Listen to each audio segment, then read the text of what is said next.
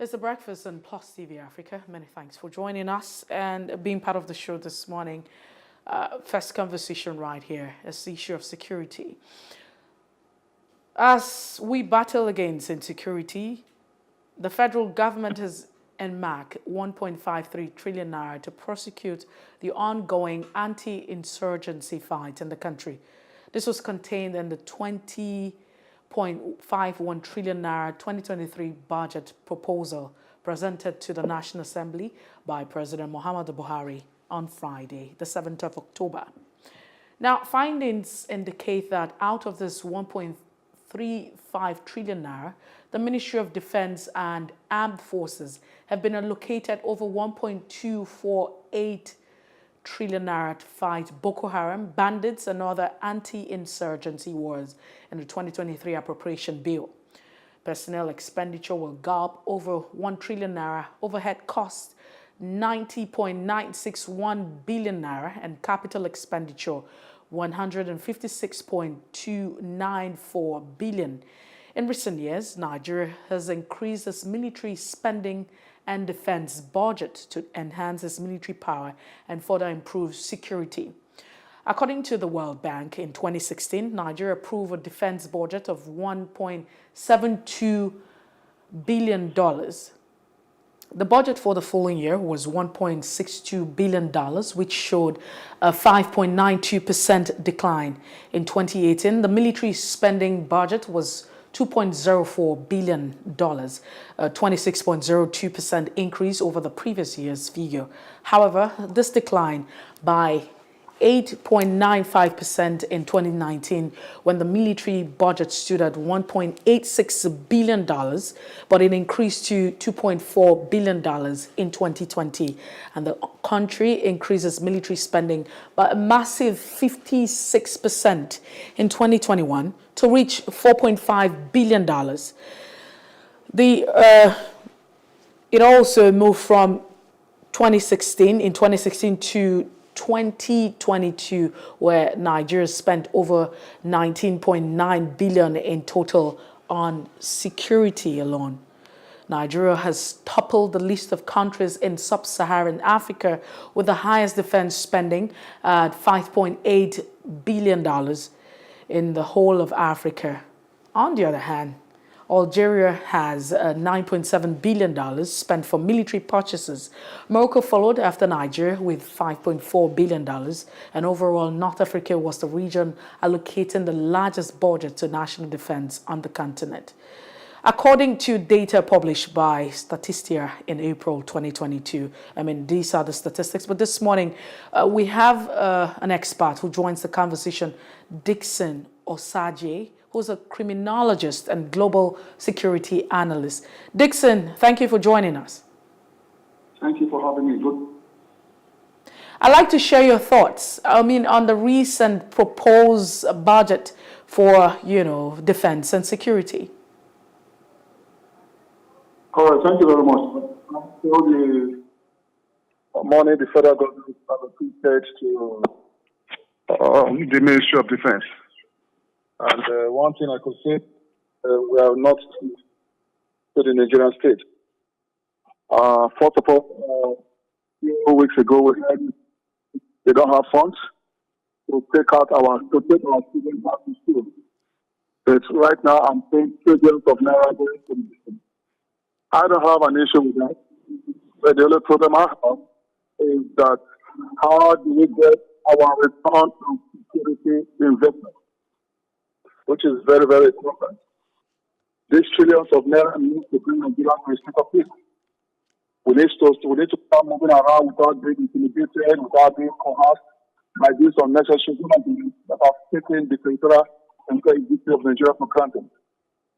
It is a no-no for us to have a mission of 200 million people in the Nigerian Army, Air Force, Navy, and over the security agencies. And we are still suffering multi-dimensional security threats. So the funds will be allocated to appropriate quarters. But what about accountability? We are not talking about accountability in our own part of this world.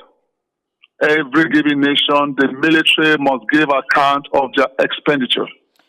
How do you spend this money? Osajie, How many soldiers? I'd like to bring you back again, and that's because we had poor communication. I mean, when you started with your thoughts, it was almost impossible to hear you. But so let's start off again. My question is your thoughts on the recent budget or budget proposal for 2023 by the federal government. Hey, we are very rich. And a while ago, we made to understand that we are broke, that we cannot take back our students. We cannot take our students back to school. That is the ASU strike. That was what came to my mind. However, I'm not bothered about these funds that is going to the defense. But my own worry here is the return on security investment. In every given nation, when a country or a government deploys such kind of funds, the government in return is expected to have security return of investment. That is return on security investment, which simply means that you and I can move around freely without being intimidated or being coerced by these criminal elements. That means we can be able to move, we can be able to travel by road, air, and sea without being intimidated. So now, looking at these funds, that tells you that we don't have issues from the strategic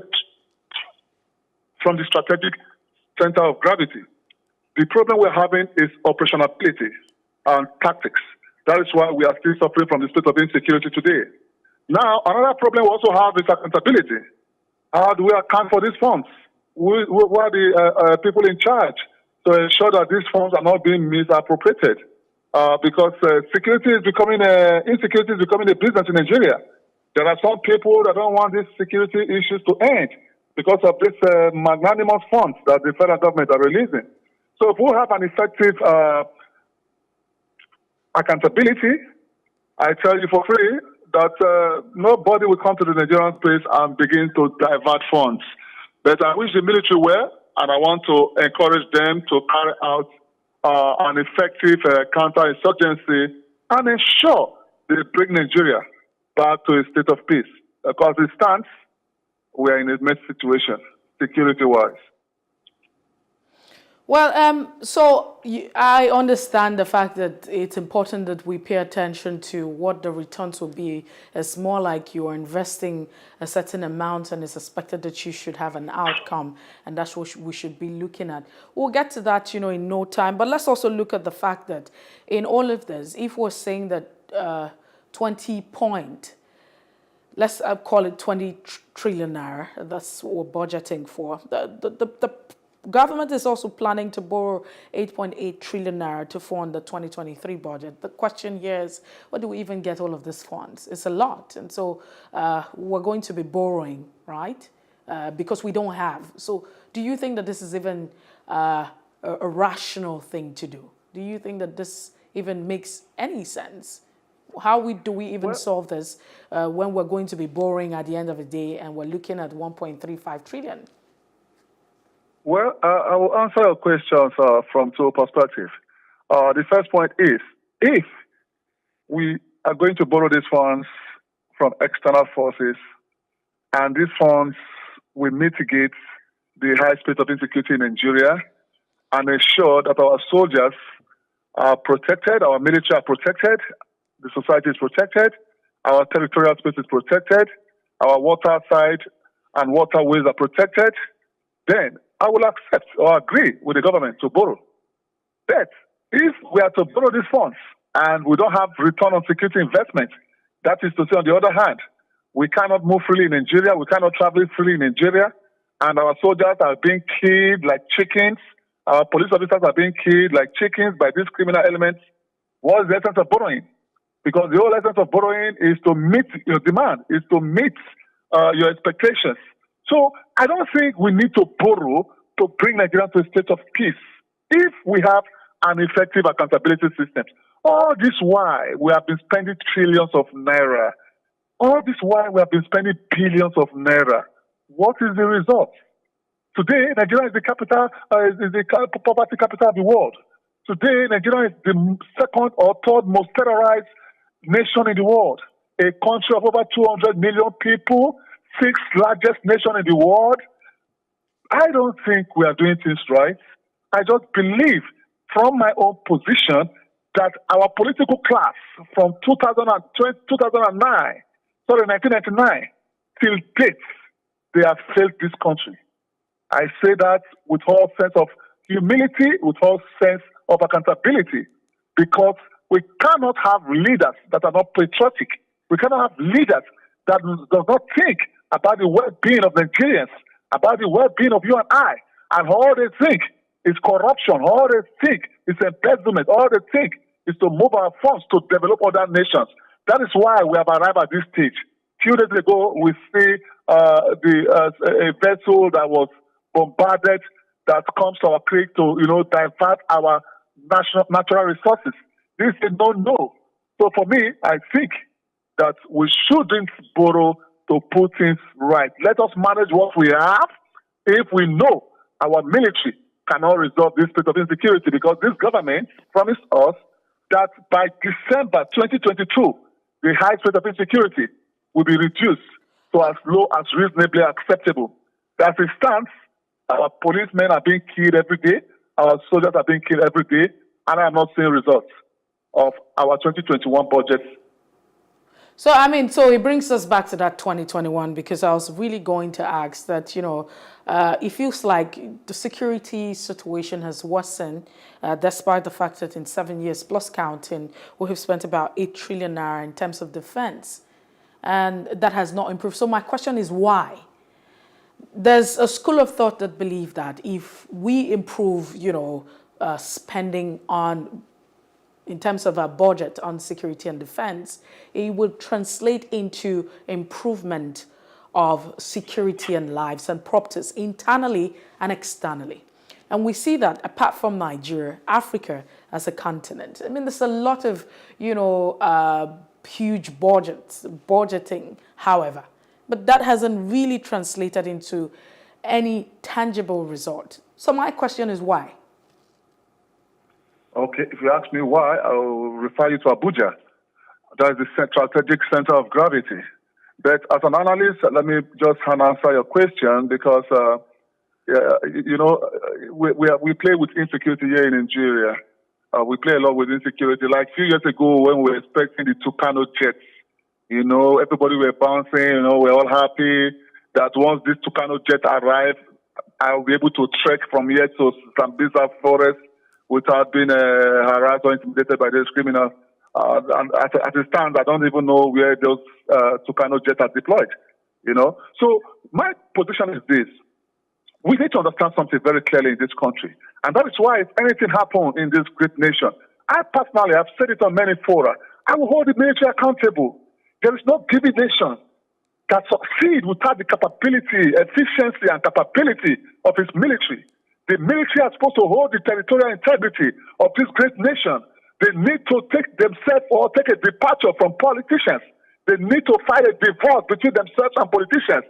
I don't see a reason why we have a country where we have an effective military and still yet terrorists, insurgents on Okada are taking over territories, are taking over our lands. Where are our Tucanos when these Okadas are taking over our lands? Where are our military equipment when these Okadas are taking over our territory? So for me, budget allocation is not the problem. The problem here is accountability and deployment of those funds. Now, these funds, we're talking about how much or how well are we taking care of our soldiers? Because in the battlefield, you don't only have the weapons. That's what we call the shell acronym. We have the software. You use software in the battle. You use hardware in battle with. And you also use the manware, the liveware, which happens to be the soldiers, the officers. How are we taking care of our military? How are we taking care of our soldiers? Those are soldiers that have been drafted to the battlefield. What are they being paid monthly? What are their monthly allowance? We're not talking about motivations. Even though the military tries to tell us that they're motivating them, I can tell you for free that our military are not doing well in the area of motivations. And that is the truth. So we need to start looking at a lot of things, because counter-insurgency is not just a one-way traffic. It's a multi-dimensional approach. We need to start looking at the political strategy. We need to start looking at economic strategy. We need to start looking at employment strategy. We need to also start looking at tactical strategy. Because one of the problems I have highlighted in this operation from military perspective, is the operational and tactical strategy. Come 2023, the Nigerian military needs to carry out a cover analysis against this enemy and ensure that the operational and tactical strategy is well addressed. If you don't address your operational strategy, you don't address your tactical strategy, the enemy will hit you so hard that you will not believe. So we must stop this friendly match we are playing with these enemies and bring back the glory of Nigeria. Okay, so so do you think that in all of this, some persons would say that, the issue that we're faced with at the time, security concerns, are internal issues? I mean, with the fact that we have terrorists and kidnapping and banditry, it's more like a cocktail, a combination of what had happened, and it feels like it's exploding, right? So that we should pay attention to the root causes. We should pay attention to internal issues.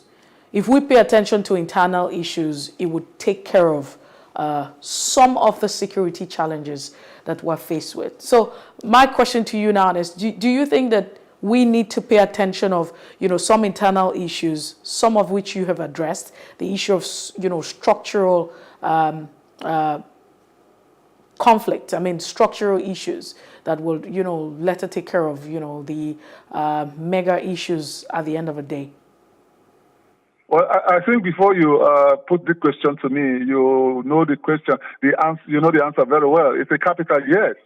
Nigeria is a country at war against itself, and we're suffering from internal war situation. We are not suffering from external aggression. We are suffering from internal aggression. So, like you rightly said, the root cause analysis that is very important, because that's what we classify as the causative factors. Because if you go to the hospital today, these doctors will start touching your stomach, touching your ears, trying to know where you are reacting to pains or where you are feeling okay or well. That's an assessment of your whole body system. It's just like military operations, you need to carry out a vulnerability and a risk analysis of what is happening in Nigeria. If we want to talk about the causative factors, well, I would not tell you it started in 2009 or 1999.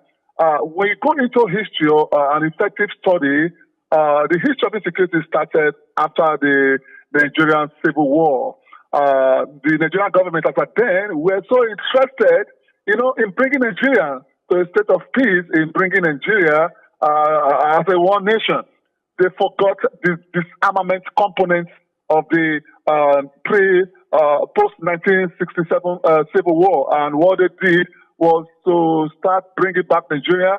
They didn't carry out a disarmament program, and that's where we have small arms and ammunition going into the hands of the bad guys. And that's where the likes of great celebrity arm robbers like Shola, Anko, and Nini came to torment the Nigerian state. Now, coming back to 1999, when handed over the military leadership to democracy, we have expected the government at that then, to carry out a 20, 30 years security plan, but we didn't do that. Each government comes with their own plan. One thing we must understand as a nation is that it's not about political system, it's not about political parties. The political party is a game of two faces. You either win or you lose. When you get into power, it has to be the Nigerian party, the Nigerian state. And that's why we need to start having our leaders having a 10, 20 year security plan to ensure that we do not, hand over insecurity to our children are born. Now, looking at the causative factors from the terrorism point of view, was the emergence of Boko Haram and the capture of Chibok in 2014 that gave Boko Haram, publicity globally. In 2009, when this incident transpired, I'm trying to address the causative factors. When this incident transpired in 2009, the Nigerian government were so swift to protect the military. They are thought that the military will go there and clean and, eliminate these guys and bring Nigeria to a state of peace. No! When it comes to security, the military is the last resort. That is to tell you that we should have protected the Nigerian police at the early stage. We know very well that the Nigerian police are solely responsible for internal security, but if it exceeds the capability of the Nigerian police, that's where we bring in the military. As it stands, we need to start building confidence in our Nigerian police. We need to start building confidence on our internal security factors. before we start bringing in the military. Because here in Nigeria, for so long, we have abused our military. In any given situation, rioting, you project the military. Somebody is fighting at a local market, you project the military. Somebody have a headache, fall down from 10 million bridge, you project the military. That is an operational error. We need to start building but I'd like to find out from you. system. I mean, just quickly as we, coast the conversation down, with all of this allocation and budgets has been made over time. We know that we spend a lot in terms of, defense and security. Does that not cater for the police? So how come the police seem to be lagging behind? Well, there's no nation that will have to, abandon their policing system. The police is the bedrock of every state, policing-wise, security-wise. So I think the budget is also covered the Nigerian police. I've not sat down to read the budget holistically because what's the need to sit down and start reading budget that you will not see the results at the end of 2023. But God forbid, I believe 2023 is coming, election is coming. The new leaders should start looking at the Nigerian state. They should start looking at unifying Nigeria. They should start looking at taking over our territorial space. I'm just saying that. Are you saying that, the budgetary allocation over time for security and defense does not cover or does not encapsulate the police as an arm? It does. When we talk about defense is not the Army, Navy, and Air Force. Defense is bringing together all the security components of the Nigerian state, both forces and non-forces. So that is what the defense covers. So it's impossible for you to allocate funds to the defense. But the reason why you're seeing that of the Nigerian Army, Navy, and Air Force is simply because they are the first three line of defense of the Nigerian state. And that is why most times you see the budget of this military, being shared on the internet. So another issue is talking about the police. That's a very good question. We also need to start looking at effective policing and also effective budgeting to the policing system of Nigeria. So if we have that covered as well, I think it's going to be of a help to the Nigerian state because this days and time, when you go to any police station, you as a citizen, you are going to fund your kids. Oh. So how do we take Nigeria away from this menace? We have a lot to deal with. We need to go now. Thank you so much, Dickson Osajie, for being part of the show. We appreciate your thoughts. Oh, well, he's a global security expert analyst right there, and he's talked about the fact that the issue with, our security system is not about, the budget, and the continuous spending on defense and security has not yielded any desired result. And so accountability and implementation is what needs to be paid attention to. And that's it this morning. We'll take a break. When we return, we'll be looking at a second conversation. Please stay with us.